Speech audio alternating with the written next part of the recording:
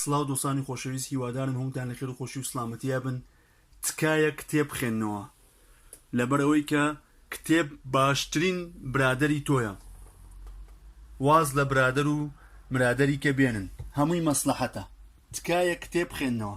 ئەگەر دەتەوێت ئینسانێکی زیرەک لێ دەرچێ کتێب بخێنەوە. کتێب ئەوە تا ئیمپراتور بەقەت تەوای کوردم کتێب بخێندوێتەوە.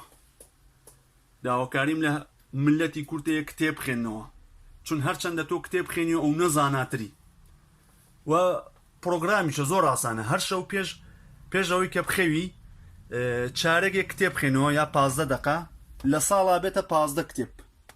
کات زۆر زۆرە، کات زۆر زۆرە.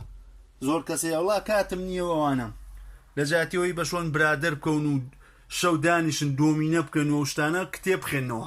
ئەگەر تۆ ئینسانێکی زیرەک لێ دەرچێ ئەبێ کتێب بخێنیەوە.